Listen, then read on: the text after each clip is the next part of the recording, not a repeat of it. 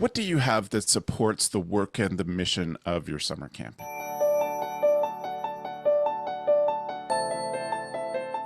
Hello, Camp Mavericks, and welcome to the CampHacker podcast brought to you by Ultra Camp and Camptivities. My name is Travis Allison. I am a summer camp marketing and strategy consultant. And we have a very special episode today, and I want to welcome our guests. First of all, a voice that you will recognize. Hi, Ari. Hi, Travis. Good to be here. Ari, can you give us just a quick overview of your job these days? I'm a consultant with JCamp180, and I work to support camps in various business side of camping industry in governance, strategic planning, philanthropy, and overall business services. Amazing. Amazing. And our second guest today is Sarah. Hi, Sarah. How are you? Hi, I'm good. Thanks for having me. Well, we're so grateful to have you both here. Sarah, what's your job? I'm the director of JCamp180. We are the management consulting arm of the Harold Grinspoon Foundation, and we marry grants and consulting work to provide assistance to Jewish summer camps across North America. Yeah, it is an amazing model that I'm excited to dive deeper into that today. Before we do that, Sarah, you have a strong connection to summer camp, not just being in charge of this wing of the foundation, but you also have a strong connection to camp as well. How did you get started at camp? I do. I went to day camp at a place called Camp Shalom. I'm from Madison, Wisconsin. And it was a fantastic camp run at a city park in the 1970s. I was a day camper. And I had opportunities to go to a YMCA camp in Sandwich in Cape Cod, Massachusetts for a summer. I also went to a Girl Scout camp. And then after that, spent 5 years at a Jewish overnight camp, Camp Interlochen JCC. And I was a camper and a counselor and the program director at that camp. In total, I spent 6 summers as a counselor, 2 back at Camp Shalom in Madison, and then 4 up at Camp Interlochen. So hugely formative part of my youth, and love camp. That's amazing. What for you, Sarah, is a moment of the day that is the essence of what makes camp great? From your experience, just thinking about your camp experiences, what was a moment that really stuck out to you? I'm sure you've heard, and in the Jewish camping world, the Friday night Shabbat experience where you're doing Israeli dancing with all your friends. We would always come into the dining hall earlier before all the campers came in, and it would just be our friends dancing and holding on to each other. And there's just a moment of like elation and happiness and joy that is really unmatched. And I think about that all the time. That's amazing. I think that is one of the most common answers. And I think why you're going to fit in here great, Sarah, is because any musical moments at camp are my favorite moments too. So I'm grateful to have you both here. I wonder, Sarah, if we could just start with talking about the foundation and its purpose and where it originated from. Sure. The Harold Grinspoon Foundation is the brainchild and the love of Harold Grinspoon. He's a philanthropist based in Western Massachusetts. And he got his start in fact, in real estate. He did not grow up in a particularly observant household. He didn't go to Jewish summer camp, but he has this incredible love of the Jewish people and wanted to give back. And so the foundation has a couple of different focus points. The most widely known is called PJ Library. It is a program that provides free books to children. Every month they get a book in their bedtime stories in their mailbox. And it's really a way to connect and learn about the traditions of Judaism and the wide breadth and variety of what it means to be Jewish, what our traditions are. And it's really become this incredible family engagement tool. It happens all over the world now. Hundreds of thousands of books are distributed. In fact, we just distributed the 50 millionth book across the world. So it's an incredible program. A lot of people know PJ Library, but there are other signature programs. One that I run is the JCamp180, this management consulting department that I talked about. And then there's an incredible program called Life and Legacy, which really helps organizations and communities invest in their Jewish future by supporting afterlife gifts. So it's really about how do you encourage people to give afterlife gifts to Jewish organizations for the continuity of their communities. So those are some of the 3 main programs. There's other work in Israel, there's work in art, and a couple of other initiatives, but those are the main 3. And really the purpose is to connect people to Jewish values, faith, and traditions, and the culture to build vibrant Jewish communities. That's really what we're here for. The overall, yeah. This is my total camp bias. It's like I've heard of JCamp180 for so long, and then it was only last spring I heard about PJ Library for the first time. It's like, that's a really good program, and they're like, yeah, That's it's so everywhere. funny. And I was like, It's I know, usually but it's the opposite. it's the camp ones for me always. Yeah, It's the camp ones good. for me. We like Yeah. that. Yeah. So I'd love to hear some specifics, and maybe I'll start with you, Ari.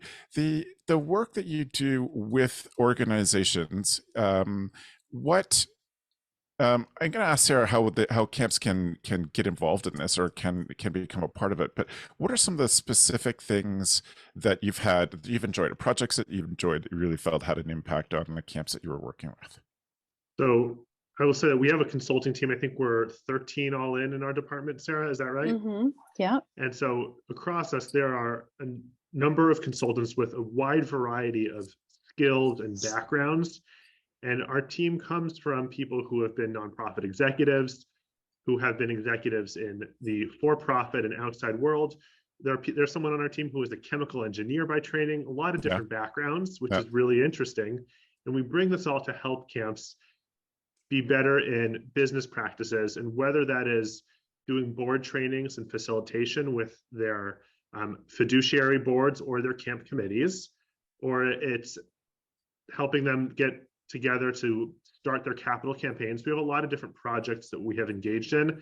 I want to say from June 2021 to June 2022, we engaged over 107 different consulting projects with camps.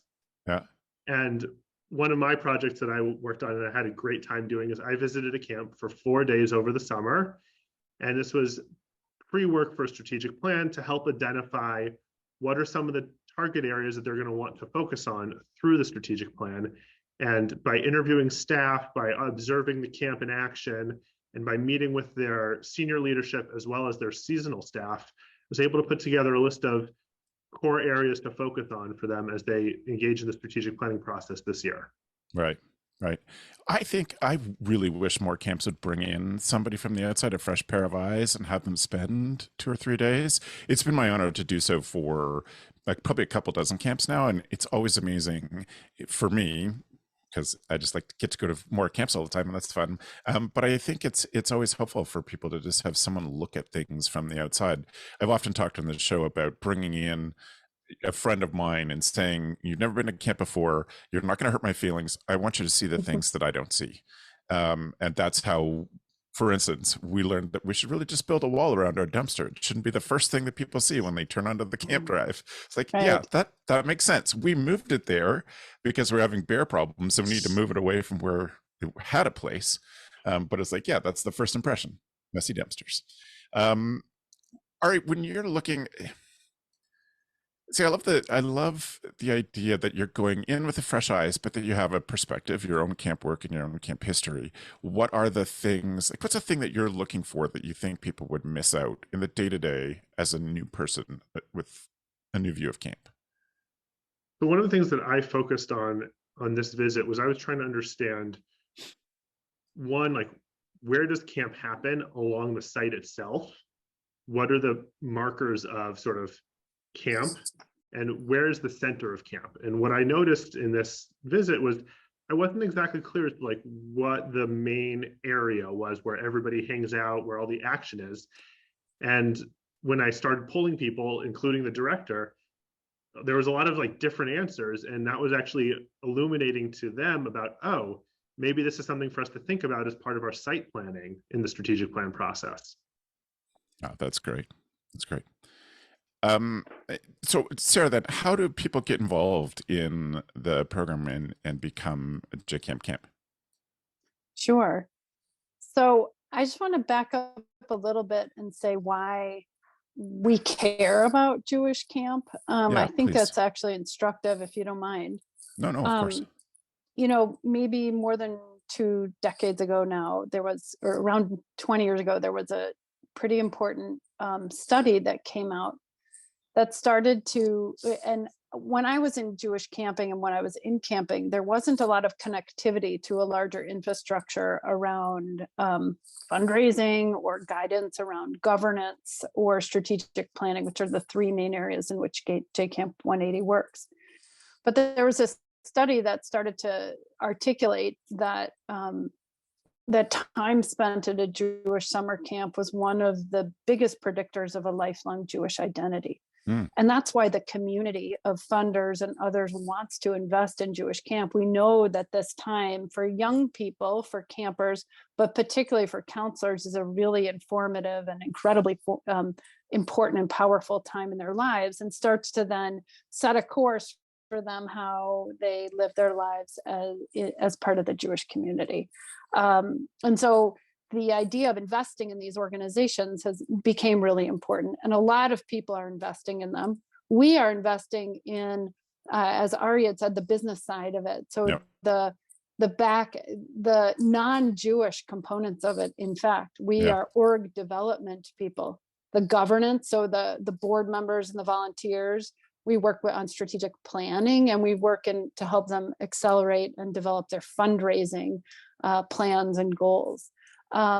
Those three areas are really the three-legged stool in which we work. Thinking about the importance and effect of people's connection to their community, what sort of, this is a bit off of managing the business side of things, but I'm curious if when the study came out, if people begin to think about how kids become connected, if they become more accepting and excited about their faith or being a part of the community, how does that extend when they go home? How are they connected in the same way or in a new way when they go home after they've had this amazing opportunity being with people from all over who share the same? Sure. Okay. I think it means a variety of different things. It means you're going to potentially have children who identify as Jewish and want to go to Jewish summer camp. It means that you're going to have a lot of more community ties and be sensitive and interested in developing those relationships in your community, whether that's participating in a synagogue or not, or a informal Jewish connection of families. There's so many informal groups now and connections, less institutionally connected, but lots of informal ways. I think it means when you have the strength of having gone to camp, you're going to bring those practices and sets of values and to your home life and to the rest of your community. And I think that's really important. Agreed. Thank you. Anything you would add to that, Ari? I would add here that so many of the camps within the Jewish space have a future-oriented tagline. Okay. About friends forever or for the future. And the camp I grew up at, their tagline was Journey for a Lifetime. That's Camp Ramon, California. And it's this idea that the camp experience is not contained to the 2 months of summer or to the physical location that camp happens in, but it's really about the community that gets built. And so when I was a unit head, I actually used to tell our kids on the last day, look to the left of you, look to the right of you. The people that you're sitting next to are the people who are going to be at your bar mitzvahs with you, your weddings with you, and they're also going to mourn with you when the time comes. And these are your community. Yeah. And so it's about creating those ties for communal living and experiencing that. And it's because it's so intense, the summer experience, it carries through in that way. And these are the friendships that develop and last forever. Yeah. Well said. Well said. We want to thank Camptivities for their support of the CampHacker podcast. Camptivities remind us that scheduling is hard. It's easy to make mistakes, and it affects every camper's summer. It's time for it all to be easier. You have so many things that you can be thinking about, should be thinking about. Don't wait until May to tackle your activity schedule. Get the schedule set up now. Let Camptivities help you create an engaging schedule without the mistakes in less time so you can get back to the other, more fun parts of camp. Camptivities does auto scheduling, camper scheduling, group scheduling, elective scheduling, and much more. If you need a way to get your schedule under control, you should check out Camptivities. If you are looking for a better way to schedule the summer, then they want to talk to you. They'd love to show you the next big thing in camp. Visit camptivities.com to set up a time to chat. Let them help you get away from your desk and back out to camp. So, Sarah, how does a camp get involved, and how can they become a part of JCamp 180? So camps, first of all, have to be self-identified Yes. Yep. as Jewish. We don't give them a litmus test. And camps are identified as Jewish in a lot of different ways. They're either connected to a movement like Yep. the Reform movement, the URJ camps, or the Ramah camps, which are connected to the conservative movement, etc. So there are a lot of movements in Judaism, as you know. A lot of those movements support camps, but there are also a bunch of independent camps, about 20, more than 20 of them. And they're camps connected to the Jewish Community Centers, JCCs of America. So the variety of different parent organizations that support camps. If they are self-identified as Jewish, Yeah. and they can articulate their Jewish practices to us, whether it's that they have Shabbat services, or they're kosher, or they have an Israeli program. There are a variety of different ways in which a camp can share their Jewish practices with us. We don't test them or have a bar which they have to attain. Yeah. And so they can become a part of JCamp 180. They really raise their hands. The Foundation for Jewish Camp, which is another allied organization with whom we work, runs a census, an annual census of Jewish camps, both for day camp and overnight camp. And we work with a subset of all the camps in that, and there are about 160 of the overnight camps. We work with about 105 of those overnight camps, and we work with about 40 day camps in a variety of different ways. So, in terms of the camps that we work with, currently, I think we have 100, as Sarah said, we have 105 overnight camps, and about 40 day camps that are working with us in various capacities, whether as formal affiliates of JCamp 180 or as grant recipients. Right. All right. And there is there's a big project that you're adding onto the work that you've been doing. Do you folks mind telling me about the big grant and what that means and what you're hoping the outcomes of it will be? The Grinspoon Foundation grants are characterized by leverage. We offer matching grants. Harold Grinspoon and the trustees really believe that to use the power of grant making in order to help elevate the fundraising and the activities of the camp, and that his dollars and our dollars go further when they're matched. Yeah. And it's a really incredible, powerful tool, the power of leverage. So the grants have always been matching grants, and they've been predominantly to support capital projects. I'd said in the beginning, Harold made his name and his predominantly his professional work was in real estate. And so he cares a lot about capital and the asset management of camps. Yeah. And had recognized very early on that nonprofit camps were not potentially as competitive as the for-profit camps. They didn't look as great. They didn't have the same swimming pools or the same really nice cabins. So he wants to support capital, and we do it through a matching tool. So that's a little background on our grant making strategy. When COVID started in March of 2020, it became very apparent that there was a potential existential threat, like many summer camps, that the Jewish summer camps weren't going to run. And what was that going to mean? We knew that they had spent, half of their operating dollars to that point, that they had really banked all this tuition money. So it was just a very precarious financial situation. We know this story really well. It played out across the camping field.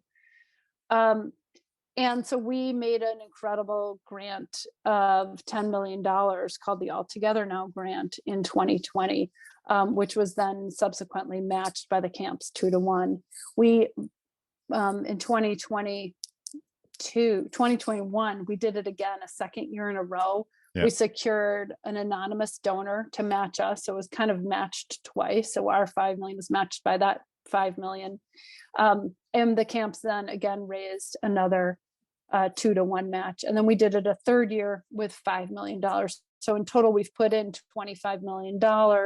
And to date, all inclusive of that, where the camps have raised about $68 million, which is just an astronomical amount of money. They grew their donor base.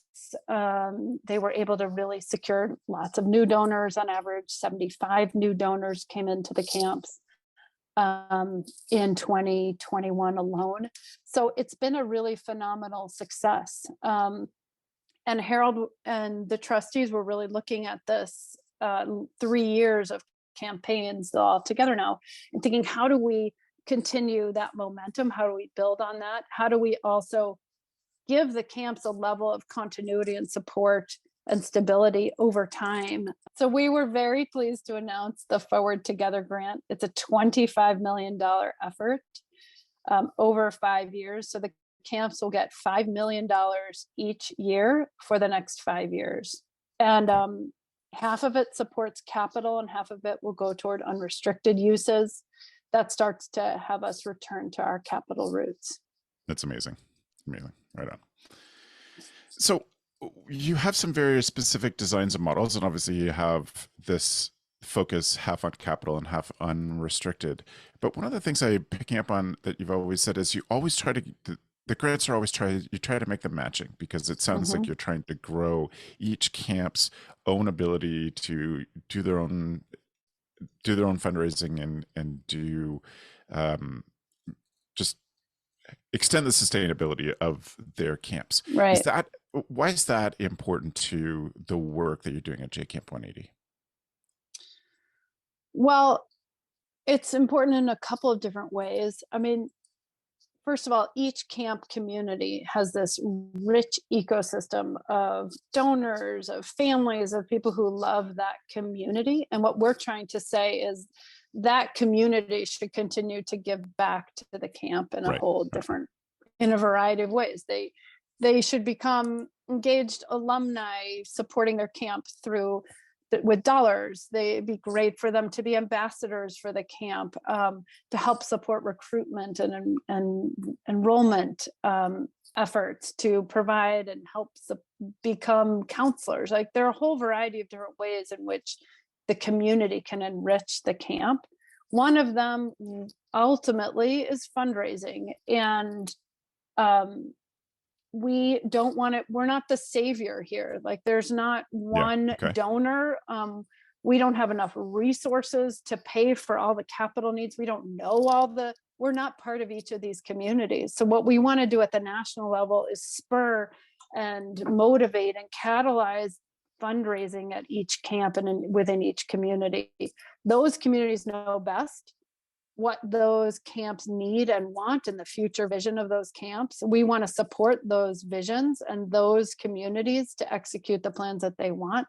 And the way to do that is to compel for us to say, look, we don't have all the dollars. We can't support your entire new dining hall, but we can help catalyze it or help close the gap at the end.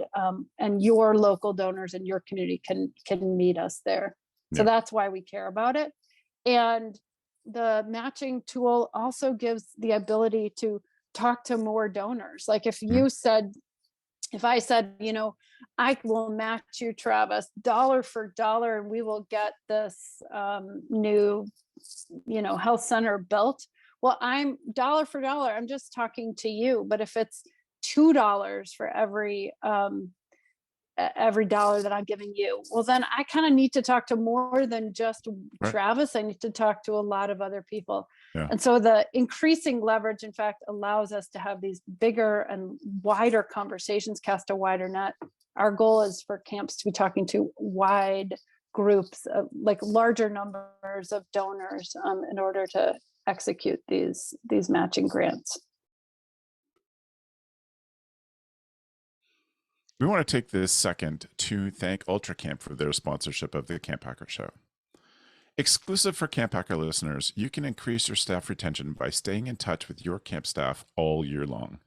Download UltraCamp's staff communication calendar that includes pre-written prompts for free by visiting ultracampmanagement.com/camphacker. Do you remember why you chose to get into the camping world? UltraCamp knows it wasn't because you loved paperwork. That's why they built a platform with powerful tools to help you keep your program on track without breaking a sweat. Those powerful tools that put you in control of your information include the ability to automate key processes like registration and billing, generate custom reports by showing key insights to you just when you need them. It allows you to easily manage your hiring process with integrated background checks, quickly communicate with your customers and donors. UltraCamp's goal is to help their clients spend less time in the office and more time doing what they love. Do you want to know if UltraCamp is right for you? They offer free customized demo sessions so you can see their software in action. Sign up at ultracampmanagement.com/camphacker. One of the phrases that I think we apply to this at JCamp180 is culture of philanthropy, and it's really inspiring and building that in camps.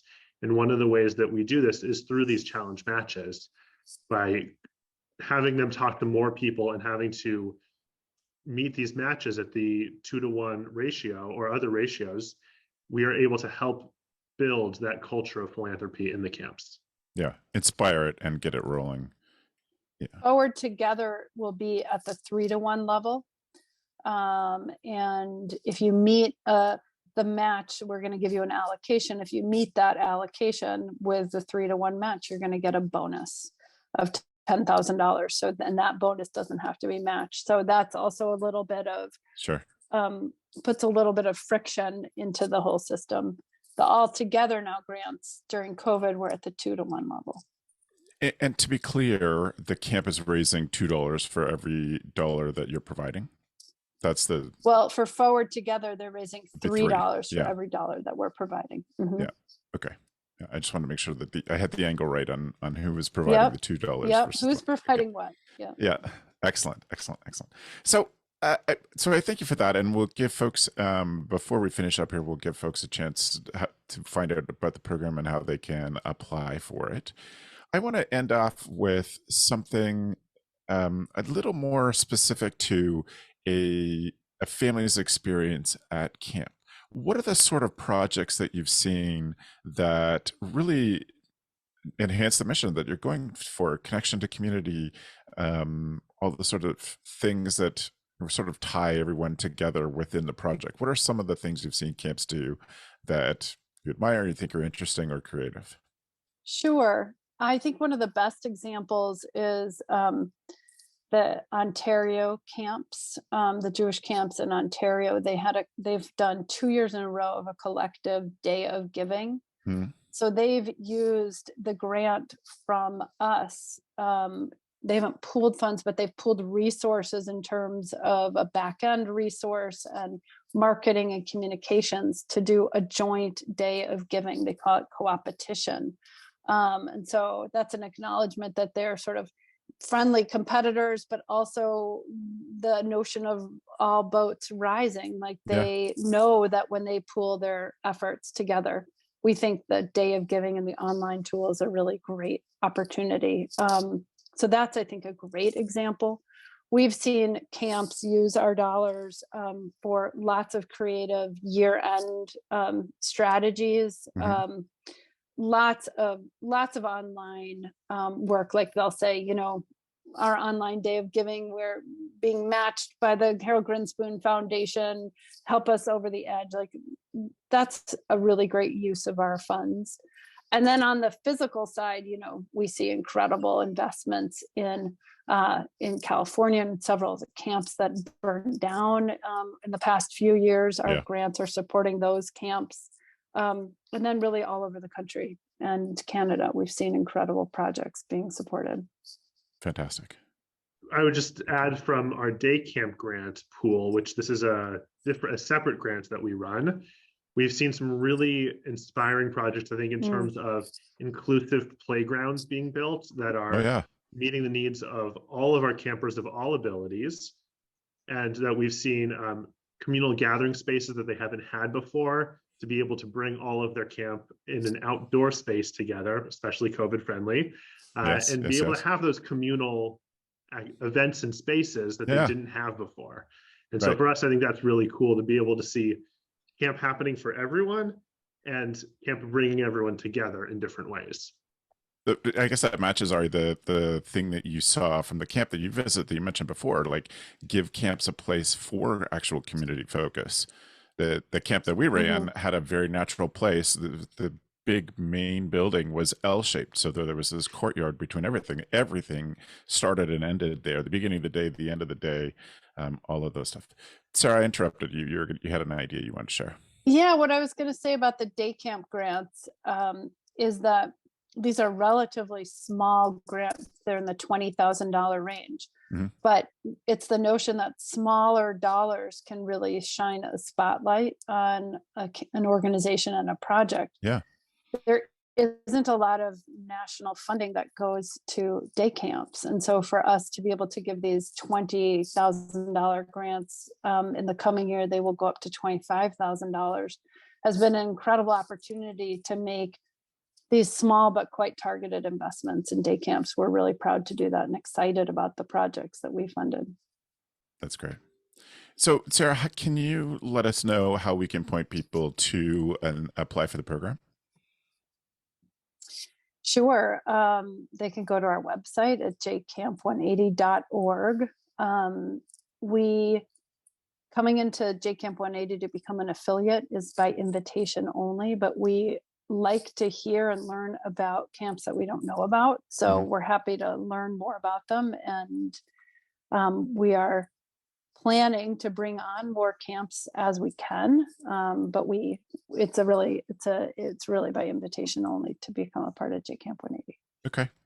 But when you become a part of it and get the grant, then you receive help like the stuff that Ari's described. You receive a consultant to help walk you through all the steps of it. Correct. So once you become a part of JCamp180 as an overnight or a day camp, you get somebody like Ari who's assigned to you. We call them, they're consultants, but they're relationship managers. So they really walk you through the full breadth of program offerings that we have, including the grants. And I would say that our day camp grant, which is going to open in the next few months for 2023, is open to Jewish day camps, even camps who are not affiliated with JCamp180. So any day camp that meets a threshold of number of campers and operational weeks can apply for our capital grant for day camps. And we'd be happy to welcome in lots of day camps into that grant. Perfect. Well, I want to thank you both for spending time and talking about all the amazing work that you're doing. I'm so grateful that there are groups that are thoughtful and intentional about the support that they offer summer camps. And to see the work that JCamp180 is doing has always amazed me. And I'm really grateful that you folks do the work that you do. Thank you. I want to switch us over, change tones maybe. I want to move us on to our tool of the week. So we invite all our guests when they come to bring something that they think, suggestion or a tool that will help camp directors in their leadership. And as many of you know, these have gone from the sublime to the ridiculous, from the free to the, I still think our top dollar tool is a $40,000 tool. But I've invited Ari and Sarah to do the same. Ari, do you mind starting us off? What is your tool of the week?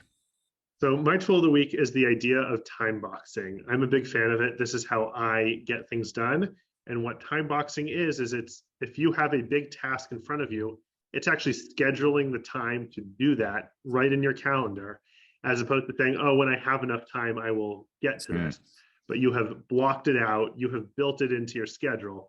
So if you need 10 hours to plan your staff week, you're going to put 2 hours here and 2 hours there, whatever chunk of time, you're going to build in that time in your calendar.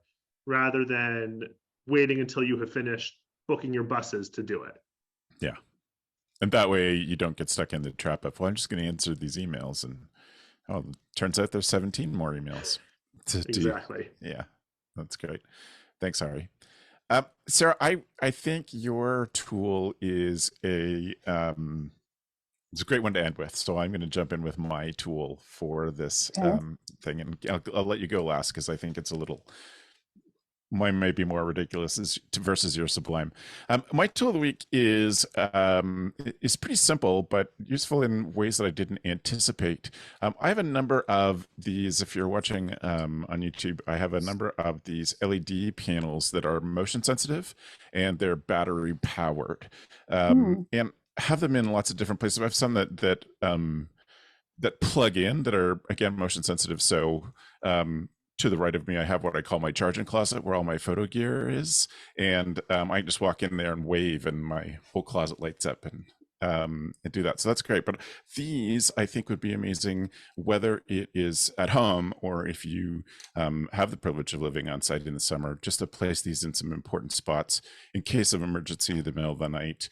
I think bathrooms and underbeds are kind of the most often used places of these. They have a magnet in them. They come with a little metal strip that you can double-sided tape to a place that you want. But it's simple but useful, and I think it could have some great applications for camp. You can charge it if you're you have to charge it. A lot of them are battery powered, but if your site doesn't have, or your building doesn't have power, if you're quite a rustic facility, then these are a fun, easy way to give you some safety. And the other recommendation is always, when you're looking for these, they come in different sizes, different makes. I don't have a particular make to recommend, but you want to always look for the ones that say warm light on them. There is cold light, which is very blue, which is a lot like daytime temperature. But if you're thinking about the uses that I'm recommending at nighttime, you want them to be warm light because it won't throw off your sleep patterns. Speaking of sleep patterns and looking after yourself, Sarah, I know it's not about sleep, but it's definitely about looking after yourself. What is your tool of the week? Thank you. Yeah, I'm on the practical side here. I know that we can't sort of solve all the challenges that are facing camp directors. We know at JCamp180, we hear it all the time about how much the job has grown, how stressful it is. So I have a bite-sized tool that I like to use. It's an app on my phone called 7M. It's a 7-minute workout. And it's got all these little bite-sized workouts that you can do. There's ones for men and women. They're at different levels of intensity. And I think after I do them, I feel really great. And, I think anyone can kind of find a 7-minute chunk in the day to focus on themselves and do a little exercise. Yeah. So that's what I'm recommending. 7M is what it's called. Does it cost, Sarah? No, it's free. I think it's a free app. Yeah. That's part of something excellent. And that's great. It talks to you and it it can sync up. I think there's probably add-ons to it. I don't do all that, but right. I like to do it. Excellent. I do think free tools are a great thing for people to check out, to have the ability to check out. Before I go and before I say thank you, I want to just remind folks that CampHacker is just part of the podcasts that are available through the GoCamp Pro network. And we always invite you to check out one show. And I have been so impressed with the thoughtfulness and the intention of the Camp Owners Pod. And what they're doing over there is smart, it's engaging. Even if you're not a private camp owner, there's lots of great ideas there. So we'd invite you to open up your podcast app where you're listening to us, or just check out on our YouTube channel some of these shows there. But please check out the Camp Owners Pod. There's some great, really thoughtful discussions and ideas being shared that I think is helpful to all people, whether or not you are a camp owner.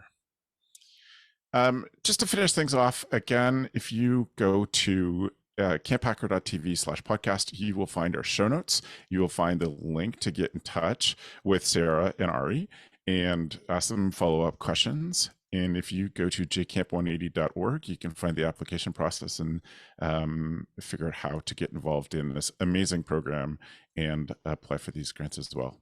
Sarah, thank you so much for being here. It was a pleasure. Thank you, Travis. I really enjoyed the conversation. Thanks. All right, so great to have you back. Thanks for being here. Thank you, Travis. Always a pleasure to be on the pod.